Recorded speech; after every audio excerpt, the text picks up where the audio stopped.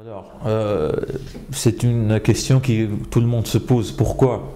Vu qu'il y a une bureaucratie très lourde, qu'il y a un risque que les salariés ne restent pas et que voilà. En fait, la Tunisie, malgré ça, possède énormément d'avantages. La première, c'est que nous avons des cadres qualifiés d'une excellente qualité.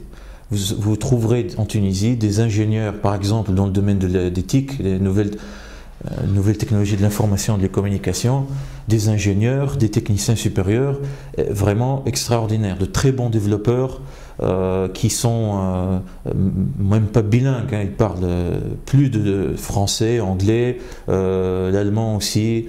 Vous avez il parle l'arabe, qui est la langue parlée dans la région MENA, Middle East North Africa, et qui regroupe une population de presque 500 millions d'habitants. Donc si vous voulez intégrer le marché du MENA, passer par la Tunisie, c'est parfait. Alors, certains diront que c'est un désastre, le fait que le dinar tunisien a plongé ces derniers temps.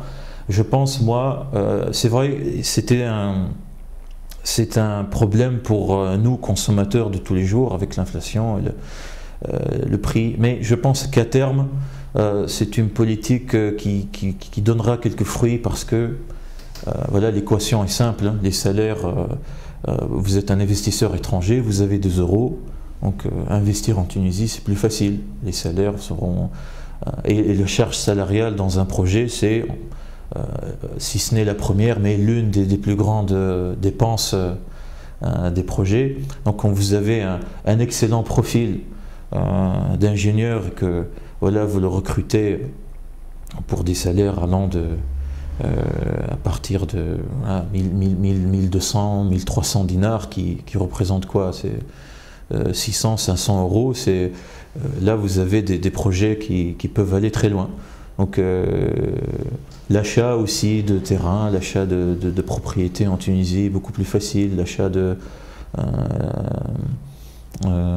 matériaux, de la construction, etc. Donc il est vrai, le dinar faible est un problème, mais il faut toujours positiver, il ne faut pas sombrer dans le pessimisme, il faut trouver comment utiliser cette faiblesse. Une faible monnaie peut être une chance.